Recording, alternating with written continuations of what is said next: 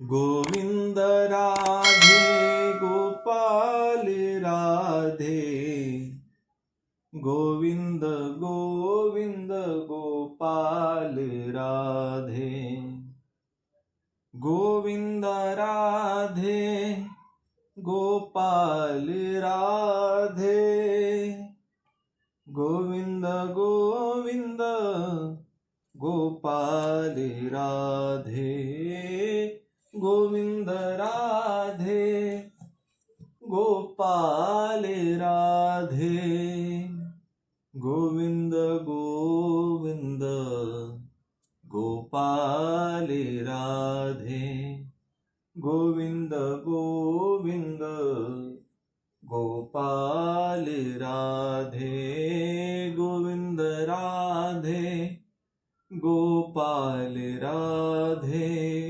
गोविंद राधे गोपाल राधे, गोविंद गोविंद गोपाल राधे, गोविंद गोविंद गोपाल राधे।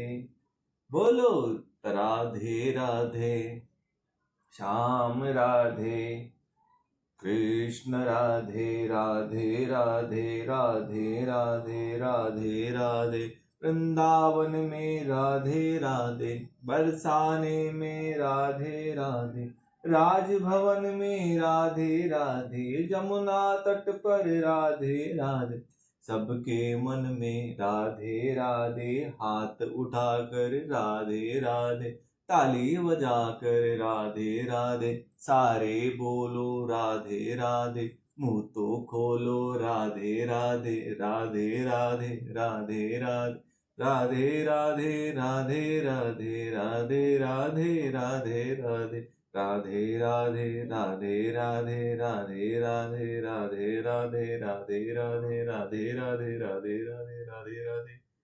सियावर रामचंद्र की जय, पवन सूत हनुमान की जय, उमापति महादेव की जय। जय जय श्री राधे श्याम। पिछले भाग में हमने वीरभद्रकृत दक्ष यज्ञ विध्वंस और दक्ष वध यह कथा सुनी। अब इस भाग में हम ब्रह्मादि देवताओं का कैलाश जाकर श्री महादेव जी को मनाना यह कथा अपने हरि उद्योग इस चैनल के माध्यम से सुनेंगे। तो आइए कथा में प्रवेश करते हैं। कस्तूरी तिलकम ललाट पटले वक्षस्थले कौस्तुभम, नासाग्रे वरमोक्तिकम, करतले वेणुः करे कंकणम, सर्व अंगे हरिचंदनम, सुललितं कंठ च मुक्तावली, गोपस्त्री परिवेष्टितो विजयतो गोपाल चूड़ामणि। जय जय श्री राधे श्याम। श्री गणेशाय नमः, श्री सरस्वती नमः, श्री सांब सदाशिवाय नमः।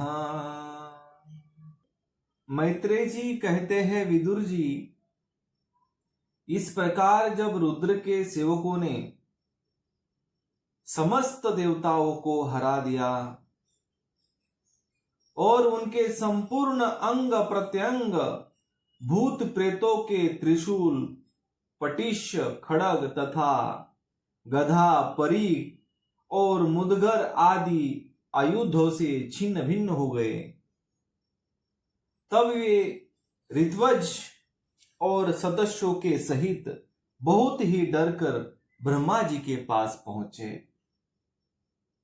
और प्रणाम करके उन्हें सारा वृत्तांत कह सुनाया। भगवान ब्रह्मा जी और सर्व अंतर्यामी श्री नारायण पहले भावी उत्पात को जानते थे, इसी से वे दक्ष के यज्ञ में नहीं गए थे।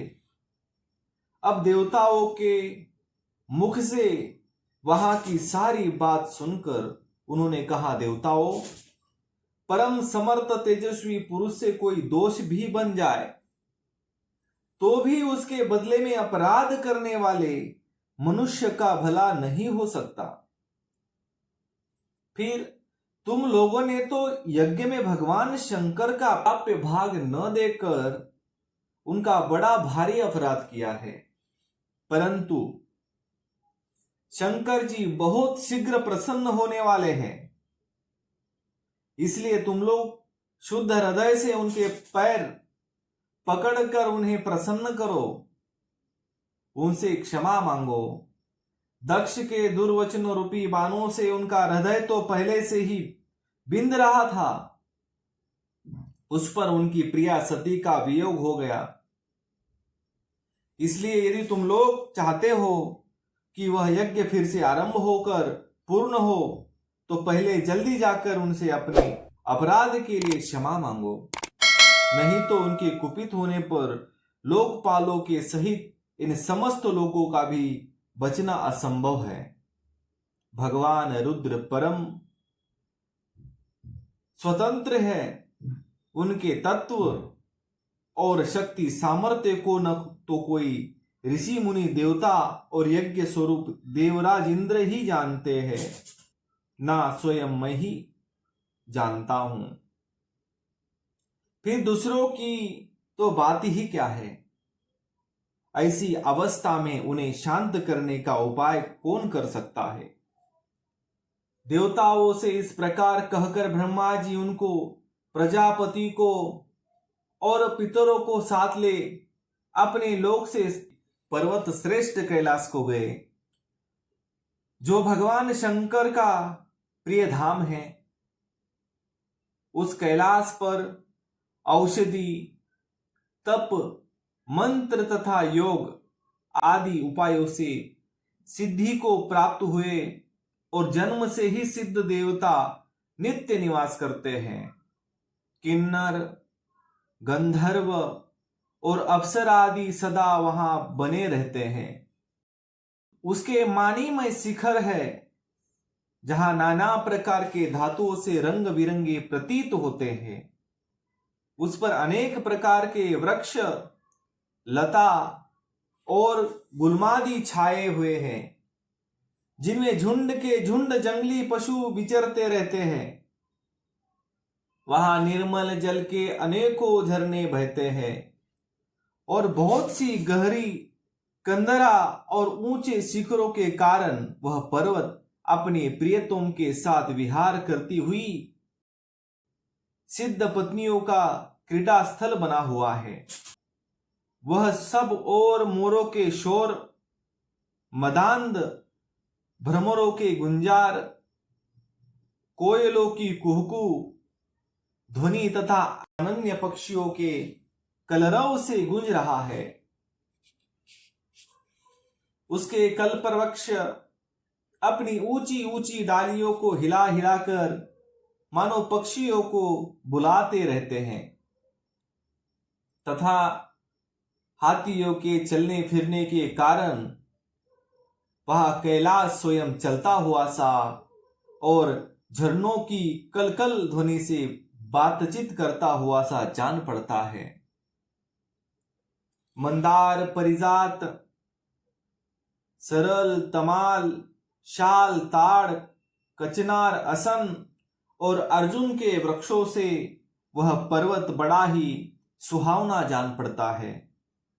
आम, कदम, नीप, नाग, पुनाग, चंपा, गुलाब, अशोक, मौलसिरी, कुंद, कुरबद, सुनहरे, शतपत्र, कमल, इलायची और मालती के मनोहर लताएं तथा कुब्जक, मोगरा, माधवी की बेलें भी उसकी शोभा बढ़ाती है। कटहल, गूलर, पीपल, पाकर, बड़, गूगल, भोजवृक्ष, औषधि जाति के पेड़, केले तो फल आने के बाद काट दिए जाते हैं।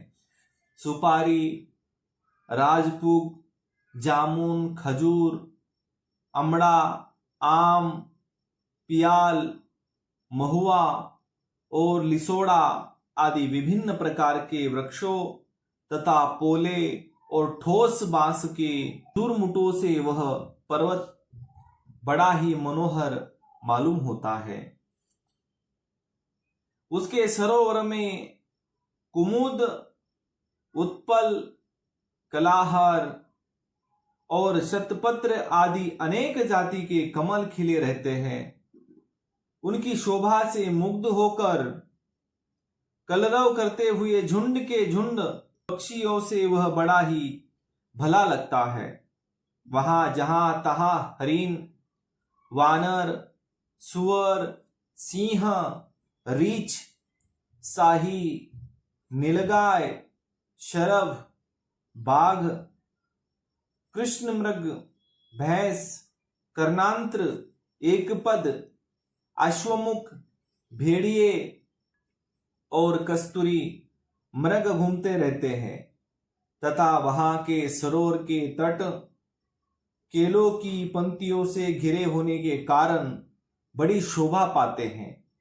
उसके चारों ओर नंदा नाम की नदी बहती है, जिसका पवित्र जल देवी सती के स्नान करने से और भी पवित्र एवं सुगंधित हो गया है। भगवान भूतनाथ के निवास स्थान उस कैलाश पर्वत की ऐसी रमणीयता देखकर देवताओं को बड़ा आश्चर्य हुआ। वहां उन्होंने अलका नाम की एक सुरम्य पुरी और सौगंधित वन देखा, जिसमें सर्वत्र सुगंध फैलाने वाले सौगंधिक नाम के कमल खिले हुए थे। उस नगर के बाहर की ओर नंदा और अलकनंदा नाम की दो नदियां हैं। वे तीर्थापाद श्री हरि की चरण रज के संयोग से अत्यंत पवित्र हो गई है। विदुर जी, उन नदियों में रति विलास से थकी हुई देवांगनाएं अपने अपने निवास स्थान से आकर जल क्रीड़ा करती हैं और उसमें प्रवेश कर अपने प्रियतम पर जल उलीचती है। स्नान के समय उनका तुरंत का लगाया हुआ कुछ कुमकुम धुल जाने से जल पीला हो जाता है। उस कुमकुम मिश्रित जल को हाथी प्यास न होने पर भी गंध के लोभ से स्वयं पीते और अपने हथिनियों को पिलाते हैं। अलकापुरी पर चांदी, सोने और बहुमूल्य मणियों के सैकड़ों विमान छाए हुए थे, जिनमें अनेकों यज्ञ पत्नियां निवास करती थी। इनके कारण वह विशाल नगरी बिजली और बादलों से छाए हुए आकाश के समान जान पड़ती थी। यक्षराज कुबेर की राजधानी उस अलकापुरी को पीछे छोड़कर देवगण सौगंधित वन में आए। वह वन रंग बिरंगे फल फूल और पत्तों वाले अनेकों कल्प वृक्षों से सुशोभित था। उसमें कोकिल पक्षियों का कलरव और भौरों का गुंजार हो रहा था तथा राजहंसों के परम प्रिय कमल कुसुमों से सुशोभित अनेकों सरोवर थे।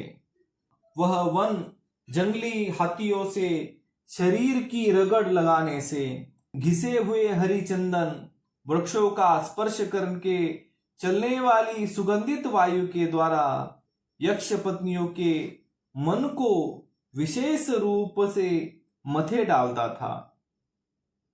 बावलियों की सीढ़ियां वैदूर्य मणि की बनी हुई थी। उनमें बहुत से कमल खिले रहे थे। वहां अनेकों किम पुरुष जी बहलाने के लिए आए हुए थे। इस प्रकार उस वन की शोभा निहारते जब देवगण कुछ आगे बढ़े, तब उन्हें पास ही एक वट वृक्ष दिखलाई दिया। वह वृक्ष 100 योजन ऊंचा था। उसकी शाखाएं 75 योजन तक फैली हुई थी। उसके चारों ओर सर्वदा अविचल छाया बनी रहती थी, इसीलिए घाम का कष्ट कभी नहीं होता था। तब उसमें कोई घोंसला भी न था। उस महायोगमय और मुमुक्षुओं के आश्रयभूत वृक्ष के नीचे वे साक्षात भगवान शंकर को विराजमान देखा। वे साक्षात क्रोधहीन काल के समान जान पड़ते थे।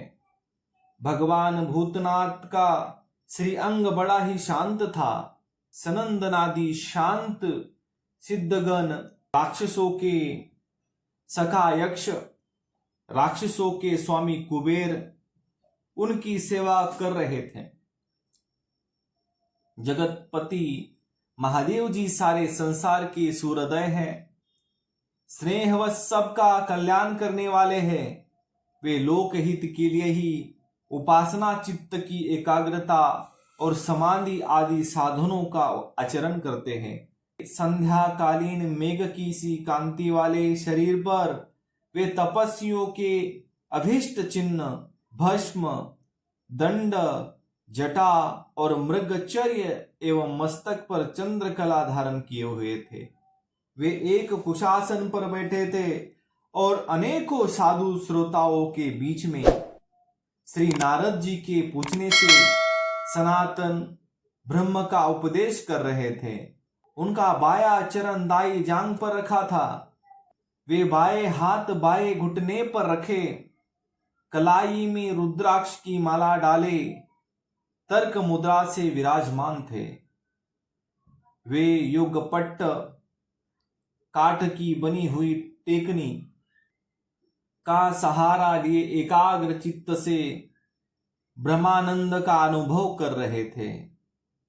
लोकपालों के सहित समस्त मुनियों ने मननशीलों में सर्वश्रेष्ठ भगवान शंकर को हाथ जोड़कर प्रणाम किया। यद्यपि समस्त देवता और दैत्यों के अधिपति श्री महादेव जी के चरण कमलों की वंदना करते हैं, तथापि वे श्री ब्रह्मा जी को अपने स्थान पर आया देख तुरंत खड़े हो गए और जैसे वामन अवतार में परम पूज्य भगवान विष्णु कश्यप जी की वंदना करते हैं, उसी प्रकार सिर झुकाकर उन्हें प्रणाम किया। इस प्रकार शंकर जी के चारों ओर जो महर्षियों सहित अनन्य सिद्धगण बैठे थे, उन्होंने भी ब्रह्मा जी को प्रणाम किया। सबके नमस्कार कर चुकने पर ब्रह्मा जी ने चंद्रमौली भगवान से, जो अब तक प्रणाम की मुद्रा में ही खड़े थे, हंसते हुए कहा। ब्रह्मा जी ने कहा, देव, मैं जानता हूं आप संपूर्ण जगत के स्वामी हैं। शक्ति प्रकृति और उसके बीज शिव पुरुष से परे जो एक रस पर ब्रह्म है, वह आप ही है। भगवान, आप मकड़ी के समान ही अपनी स्वरूपभूत शिव शक्ति के रूप में क्रीड़ा करते हुए लीला से ही संसार की रचना, पालन और संहार करते हैं। आपने ही धर्म और अर्थ की प्राप्ति कराने वाले वेद की रक्षा के लिए दक्ष को निमित्त बनाया, यज्ञ को प्रकट किया है। आपकी ही बांधी हुई ये वर्ण आश्रम की मर्यादाएं हैं।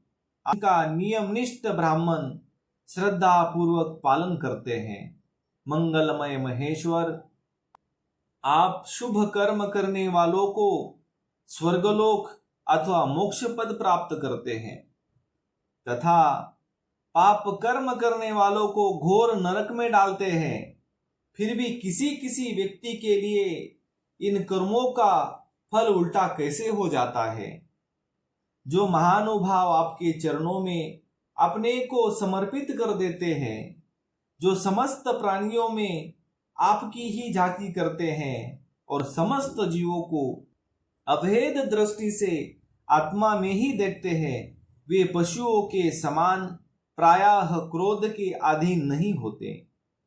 जो लोग भेद बुद्धि होने के कारण कर्मों में ही आसक्त है, जिनकी नीयत अच्छी नहीं है, दूसरों की उन्नति देखकर जिनका चित्त रात दिन कूढ़ा करता है, और जो मर्म भेदी अज्ञानी अपने दुर्वचनों से दूसरों का चित्त दुखाया करते हैं, आप जैसे महापुरुषों के लिए उन्हें भी मारना उचित नहीं है, क्योंकि वे बेचारे तो विधाता के ही मारे हुए हैं। देवादिदेव भगवान कमलनाभ की प्रलभ माया से मोहित हो जाने के कारण यदि किसी पुरुष की कभी किसी स्थान में भेद बुद्धि होती है, अपने पर दुख कातर स्वभाव के कारण उस पर कृपा ही करते हैं।